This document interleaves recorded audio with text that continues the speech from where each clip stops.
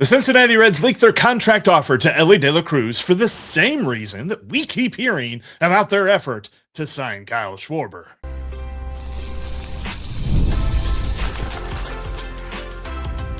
You are Locked On Reds, your daily Cincinnati Reds podcast, part of the Locked On Podcast Network, your team every day.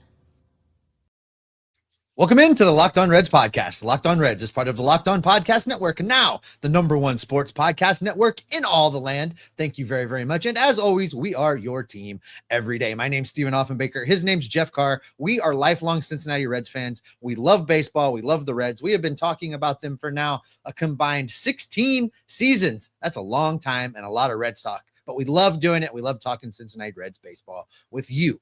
On today's show, we're going to tell you why the Reds have a top 10 bullpen a little bit later on in today's show. And we're also going to get into the players that the Reds should now take the money that we know they have. They were going to give it to Elly. We should talk about who should get that money instead, since Elly said no. But where we will begin is with Elly saying no, and why the Cincinnati Reds needed for us to know that they tried to offer Elly a contract, why that matters to Nick Krall. We're going to get into all of that on today's show. All right, Jeff, let's dive right in there because this news came out while we were wandering around Reds Fest, and this was put out by C. Trent Rosecrans of The Athletic, basically saying that the Reds were prepared and in fact offered Elly De La Cruz a contract that would have made him the highest paid Red in the history of the franchise, surpassing Joey Votto's 10-year contract.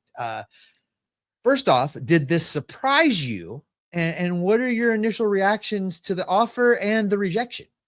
I will say I've got a couple of thoughts on this because initially, yes, I am glad that they are saying that they tried, but really two main thoughts stem from all of this. Firstly, about that whole thing that they tried. What do you want? A ribbon? Like we keep doing this thing this offseason of, oh boy, we were close. Gosh, golly gee, we almost had them. You know, that whole State Farm commercial again. Oh, you gotta be quicker than that. That's what this feels like in this case. And I like the fact that there is at least reporting that this is happening, because we know for a fact that that didn't happen with Luis Castillo until it was far too late. And it was super obvious a couple of years before they actually approached him that he was worth approaching. So the fact that they waited so long was concerning, as if they don't know how to do this. But it was good that they did that. The other thought that I have about this is use that money on 2 or 3 other players, because Scott Boras ain't signing Elly up for more time in Cincinnati. Let's start there. Let's start there for just a second with Scott Boras. Okay. Because I want to look. I know since you took me to the sacred site of the Krall Defenders Comic Book Club, I have felt a little bit of the urge to defend Nick Krall a little bit. Must just be something about that space you meet in, Jeff. But I feel like Nick Krall absolutely had to do this and do it now. And he absolutely had to make sure we knew about it, because anybody with a microphone, anybody with a keyboard was going to continue to bash this organization. Why haven't they signed Elly? Why haven't they extended Elly? Why haven't they done something with Elly? But what we also know from Scott Boras's mouth himself is that he doesn't see any benefit to a position player signing a deal like this. Because if the Reds offered him 10 years at $300 million, we don't know what the numbers were, just that it was the highest contract ever. But let's say $300 million over 10. Scott Boras is telling Elly De La Cruz absolutely not, because if they're willing to give you 300 over 10, the Dodgers are going to give you 6. So we are not going to sign this deal. And I appreciate that the Reds tried. I appreciate that they let me know, so I don't have to bash on them about what it is that they're doing. But this keeps the Reds in a space they've built for themselves, which is increasingly looking like a smart space, because we're heading full throttle towards the 2027 lockout that we all know is coming, especially with what the Dodgers are still doing. They're signing everybody. They're trading for everybody. They're going to have all the players. There is a big, big fight coming between the owners amongst themselves, and then between the owners and the players. The Reds are now positioned with very little guaranteed money on the books past whatever the new finances of baseball look like. This contract was something they had to do, but I also get that they want to be able to have the flexibility to adapt to whatever the new system is. Kudos to the front office for trying. I appreciate that Elly heard them out, but he was never, ever, ever going to sign that contract, no matter what it was. The Reds could have offered him $600 million over 10 years, and Scott Boras still would have told him no, because the Dodgers and the Mets will give you 7 then. That's the answer. That's always going to be Scott Boras' answer to any offer made to Elly De La Cruz. I was going to say, it's like the gif of Kobe Bryant that you see some people use sometimes. They're just like, more. Literally put a number out there. Scott Boras would be like, more, because he's going to make more in a few years. And that for me is the hard part with this, because I think you and I both knew this, and I don't necessarily know that we were going to bash them for not signing them. I think that we would have bashed them for not trying. So at least that they're 100%. They tried. But at the same time, like, this is like going to the final boss when you just start a video game. You're like, well, I got to that point. Like, we're never going to win. Scott Boras is never going to do this. And let's also be fair when we talk about that they tried. They didn't try like they tried with Tyler Stevenson, where they put something out there and say we try, and Tyler laughed at them. They offered the largest contract in franchise history to Elly De La Cruz. That's trying. Now, whatever that number was, that is still a legitimate attempt to sign Elly De La Cruz, not something laughable that you know he's going to say no to anyway. That was an actual attempt, and I appreciate that. I mean, baseball finances, and I'd be so glad when we can be done talking about baseball finances, but baseball finances being what they are, I appreciate that the Reds stuck their neck out a little bit and at least tried right now in a time where they needed to. Yeah, and I think the part about this too, like, the idea of trying, it does make me feel a little bit better, because we've talked about finances to no end at this offseason, and it doesn't seem like that's going to change any bit next offseason, because it's going to be even more so about that. But at the end of the day, like, at least the Reds are trying to use those finances in a way. I think there's a reason that we didn't hear what that number is, because I'm sure if you and I heard that number, we'd be like, if we were Elly's agent, we would turn that down, let alone Scott Boras. But I think that there's an element to this of just like getting this out there. Now, how does this make you feel? Like, it sounds like you're okay with this, because I don't know that I'm like in love with the idea of finding out about the ones that got away. Like, I guess I'm more fine with them being like, look, we tried with some things, and that's okay, but like, we can't have it both ways, Jeff. You and I bash them for how they handled Luis Castillo. You and I on this very show have more times than we can probably count said they need to extend Elly. They need to be talking to Elly. They need to be trying to do something. And how are we going to know unless we know? So we can't have it both ways. We can't come on here every day and criticize them and say this is what they need to do, and then say, oh, well, they're only telling us because they want a participation trophy. No, in this particular instance, we needed to know. And the Reds needed us to know that they made a legitimate offer, so that when we're at least talking about this, we're talking about it from an informed standpoint. So I appreciate that, because this wasn't an accident. See, Trent didn't stumble upon this. Nick Krall called him up and was like, yo, Trent, roll with it. That's how that went down. And it's no mistake that it came out at Reds Fest. But it's all calculated. I'm pushing the plate of crow away here. I'm not eating a plate of crow till they actually do something. Like, I'm not going to sit here and be happy about them being close. And I want them to do something. I'm not going to be happy about a wild card appearance that they got boat raced out of the building. And like, I'm happy that they made that there. But like, am I going to remember this in the history of my life as a fan of the Reds? I still have Clenchmas above this. I still have Todd Frazier winning the home run derby above this. Like, we need to do 30 for the 30 for 30 that they can title like 2 days in LA, baby. That's going to be like fire.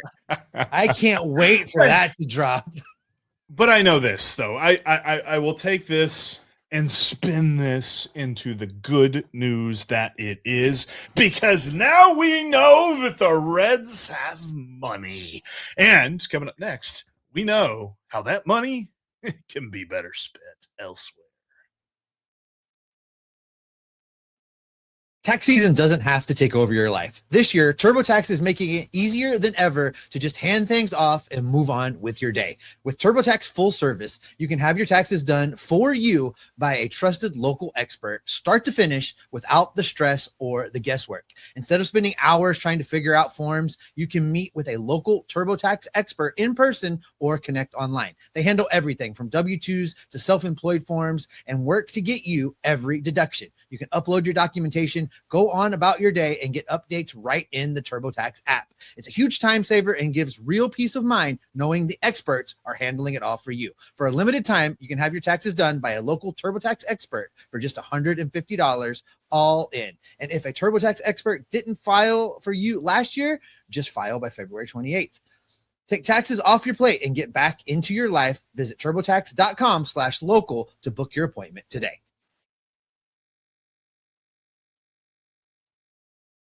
Thank you for Listen, making guys. Locked On. No, it's my turn. Listen, guys.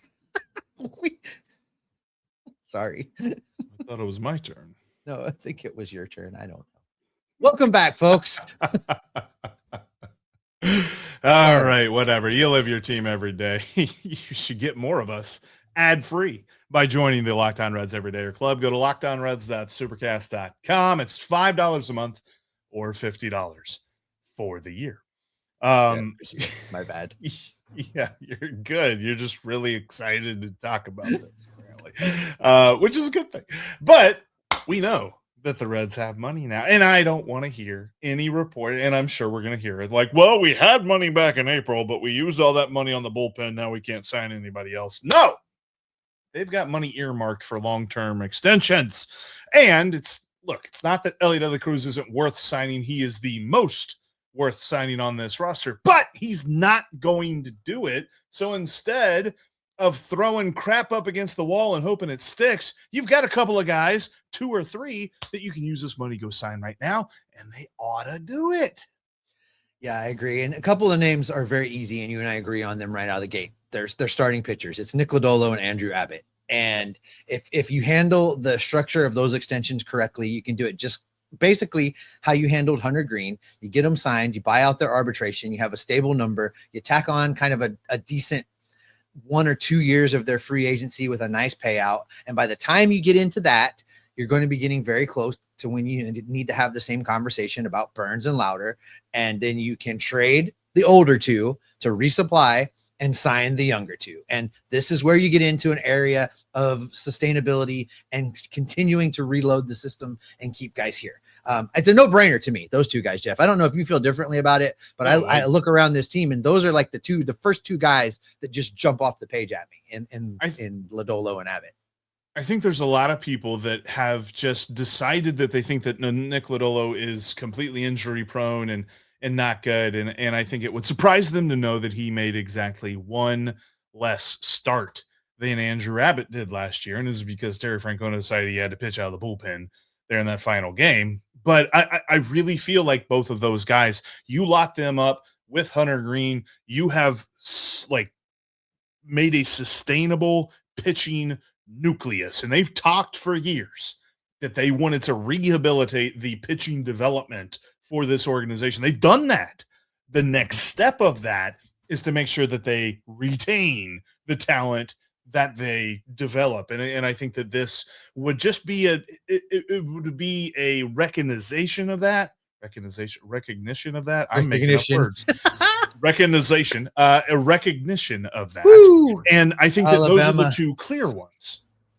That's too big for anybody in Alabama to spell. There's a third guy, though, that depending on how 2026 goes. Don't move on. Don't move on to him yet, because I want to finish the pitching thought for just a second, because Nick Krall has told us time and time again that this team has an inability to go out and get free agent pitchers, right?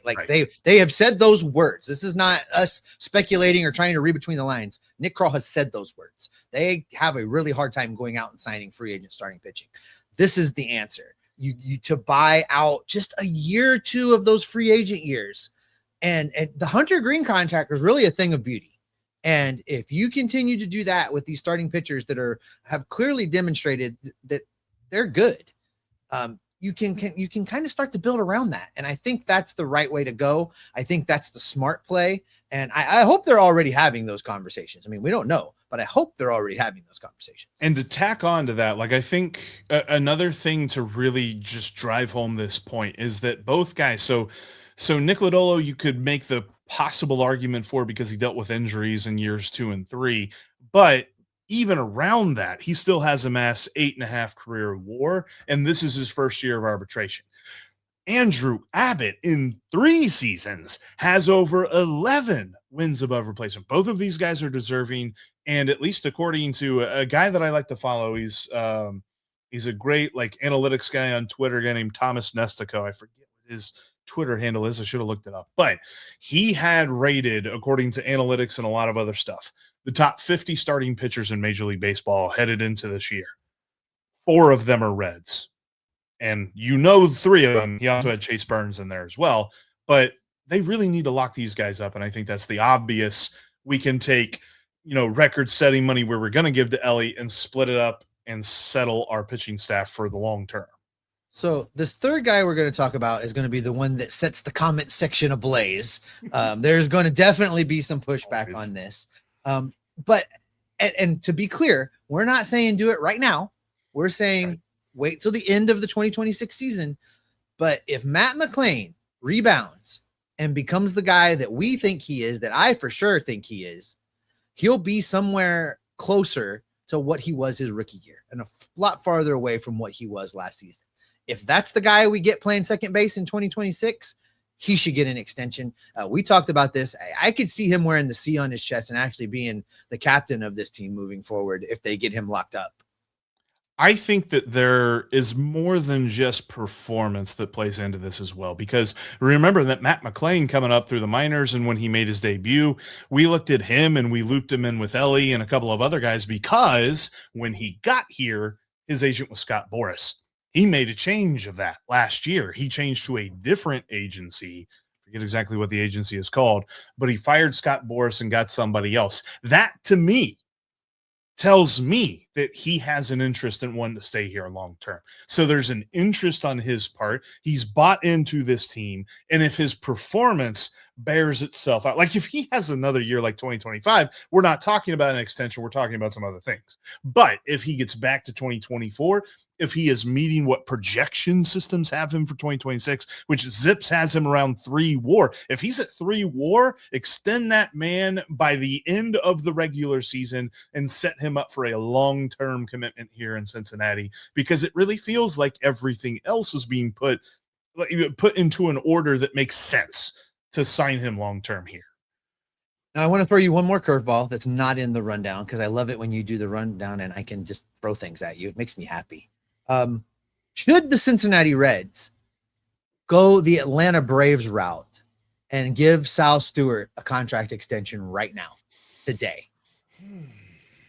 That's a tough one, because I was actually having a conversation with some other hosts on the Locked On MLB network side of things. Like I was talking with Justin Latta from Locked On Guardians. I was talking with Booney from Locked On A's, Todd Welter from Locked On White Sox, because we were talking about the idea of teams that aren't necessarily the most active in free agency and trades and things like that, locking up their guys long term, a la Jackson Chourio in the Milwaukee Brewers. Jackson Chourio is a little bit of an outlier, because there's been other teams that do this, where they either lock a guy up before he's called up or they lock him up the minute he's here, and those don't work out so well. And there are many different reasons as to why that happens. But at the same time, it is even more of a gamble than I think we would be willing to admit, because on the surface, heck yeah, I'd love to lock up Sal Stewart right now. But there are a couple of different things in performance and his health as well. I mean, I know he slimmed down a whole bunch, but like he's only played just a tiny little bit. And I don't necessarily know that durability's ever necessarily been an issue for him. But we've seen it before where one injury just completely knocks everything out of whack. And so I don't necessarily know that I'm into that right now. Now, if he really has, I think I'd probably need to see 2 seasons before I get really excited about that. Let me push it a little bit deeper before we get out of this segment then, because I'm with you. I agree with you. Like right now, I'm a no. But what if I told you that, okay, the Reds offered Lodolo and Abbott and they both said no. And so there's still nobody extended. Do you take a flyer on Sal Stewart at that point? Yeah, because you got to. That's the other part of this, and it's a smaller part. It's not on the Elly side of things particularly, but if we keep hitting this wall that the Reds keep hitting with these contracts, they got to start locking up somebody, because at some point you're going to turn to a college team that's turning over every 4 years, and you can't do that. And I tell you why I ask you that, because I really feel like the arbitration case with Skubal in Detroit could make it hard to extend starting pitchers after this. Yeah, their agents. He's going to get 30 on this now. He's going to get $30 million, and that's going to be really hard for some of these teams to digest. It's interesting conversation. I thought it'd be fun to tack that on at the end, but I do know the Reds have to do something. They can't just sit on their hands and say, we tried with Elly, we did our part. No, you haven't. Go sign some other people. Keep this thing moving forward while the window is still open. They have gone and signed some players and made one area of the team better while the window is open. And coming up in here in just a second, we're going to dig through the recent additions to the bullpen, because the Reds suddenly find themselves with what is probably a top 10 bullpen in baseball.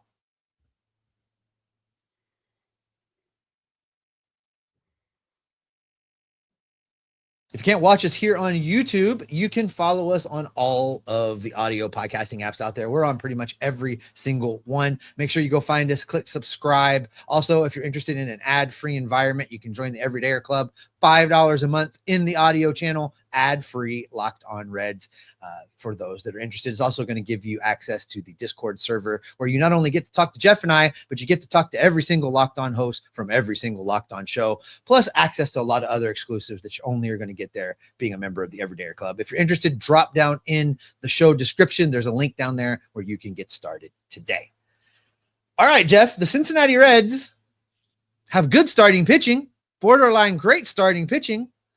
The Cincinnati Reds now have good bullpen pitching, borderline great-ish bullpen pitching. The staff for 2026 is really looking good.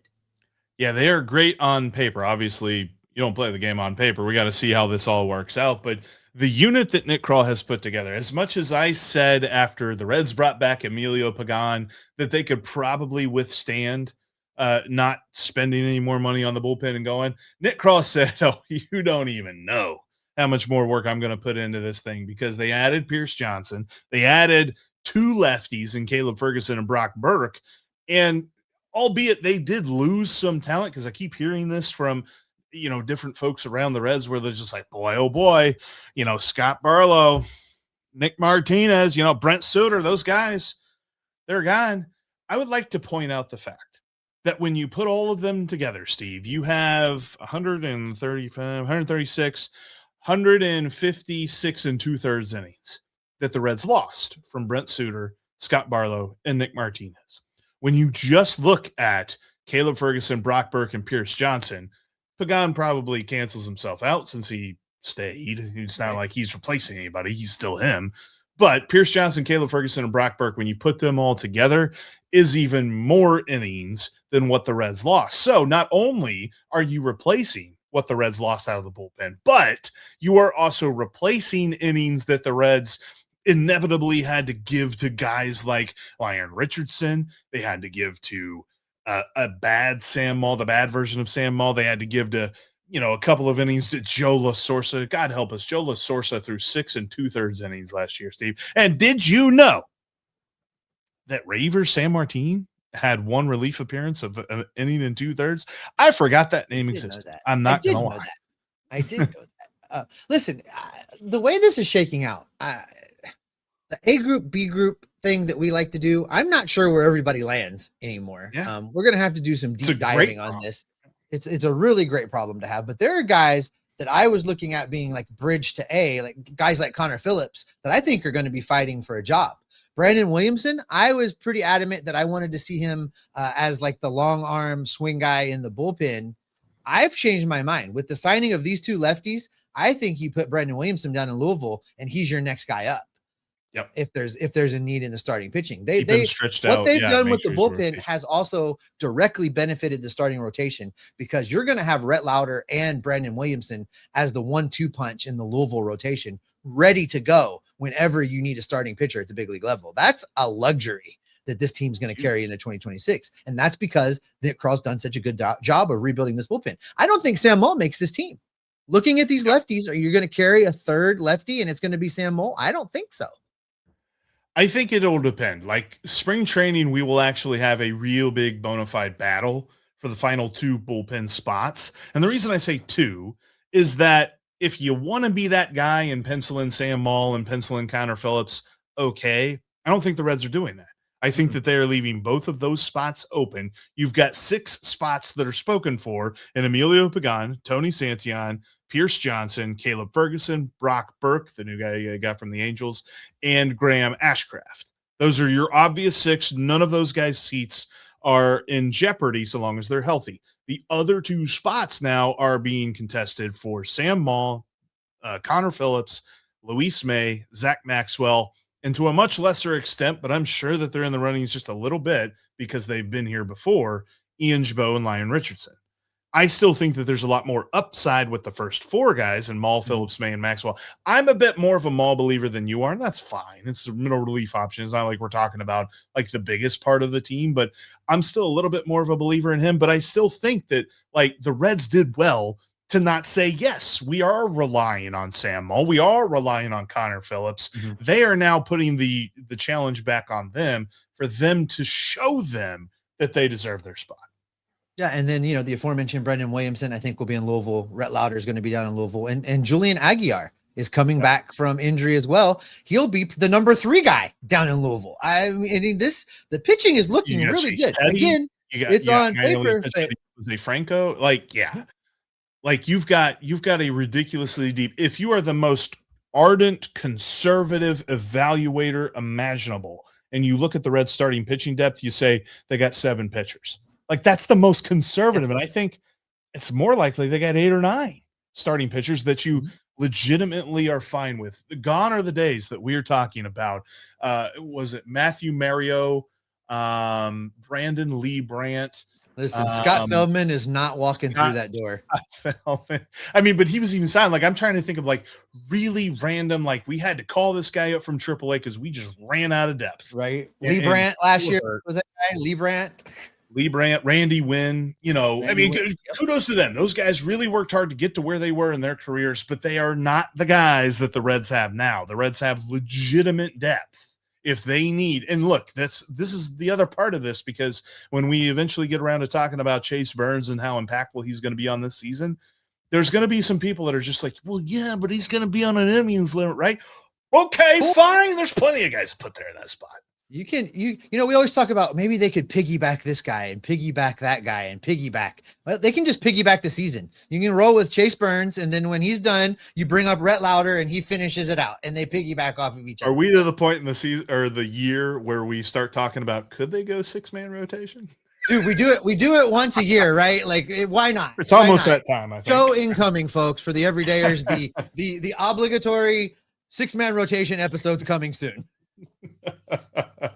But I will say this, like we have hammered the fact that the Reds have not addressed the lineup, but what they have done with the bullpen is that they have made not just the rotation, but also the bullpen a bona fide strength. Like I don't know how anyone looking at this team can look at either unit and say, boy, it is just majorly flawed. Like, again, I'll even go to the super conservative person looking at the Reds bullpen. Like, sure, you could make the argument that they have a better closer in Emilio Pagán, but dude just had a really good year. And I think that that is the kind of closer that the Reds are going to have, period. Like, they're not going to go sign a top of the market guy. They're just not going to do that. They've showed us that for our entire lives as Reds fans. So to expect them to change all of a sudden right now, this ain't going to happen. So what they have right here, I think, is the best version of a Reds bullpen that they can have. And I think that this is a top 10 unit. Well, just real quick, I mean, we'll spend a whole another show talking about this for sure. But I mean, Pagán, Santillan, Johnson, Ferguson, all A group. Burke could be A group. Ashcraft could be A group. I think if you're so there's going to be 8 guys. Right. I think it's obvious that the 2 who win those competitions through camp are part of the B group. Yep. And I think that it's a toss-up. it's a toss up between Burke and Ferguson. I think Ashcraft is now the ace of the B group. I think he's like, right, the in between guy, right?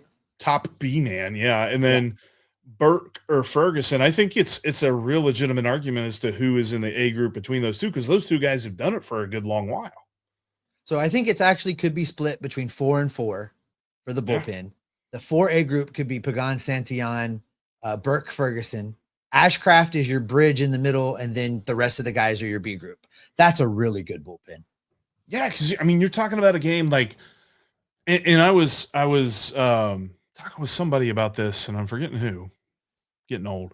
But I was talking about the bullpen, and I was just think of this, just a typical day. Like, it doesn't have to be like a top 1% performance from the starting pitcher. Guy goes 6 innings. I don't think that's hard to see with this starting rotation. You're going to get 6 innings out of most of these guys. And so you got 6 innings of a starter. Then you can bring in Graham Ashcraft for the 7th inning. Let's just say we don't want to use all of the A squad in this one game. Let's say we'll use a Graham Ashcraft in the 7th inning with that nasty cutter. Then in the 8th inning, you bring in Pierce Johnson, who flips the script and instead of a crazy fastball, has this curveball that just falls to nowhere, and no one knows where it's going except for him. He knows where it's going, and it's nasty as heck. And then you bring in Emilio Pagán with his fastball splitter combo in the 9th. Like, we're not even talking about statistics right there. We're talking about bullpen weaponry. Terry Francona's going to have a fun year raising his right or left arm and calling the dude out the pin. And that is where we're going to go ahead and wrap it up for today. That's going to do it for this edition of Locked On Reds. Thanks for checking us out. Tomorrow will be better. I'll know which break is mine. Sorry, guys. Make sure you subscribe so you don't miss it. Find out if Steve gets the ad breaks right, as well as your undying Reds coverage right here. You can be Locked On Reds. You can follow me on social media at S Offenbaker with 2 F's. You can follow Jeff at Jeff Carr. That's Jeff with 3 F's. Spelling's been always hard for him. You can follow the show at Locked On Reds. No F's in that. For those of you watching us here on YouTube, the video feed's going to send you over to the first ever 24/7 national Locked On Podcast Network YouTube channel. Audio folks, go check out Locked On MLB for your second listen. Sully is doing great work over there covering Major League Baseball from a national perspective with humor and lots of good information and storytelling. So go check him out. Until next time, you know that we are going to keep you Locked On Reds every single day.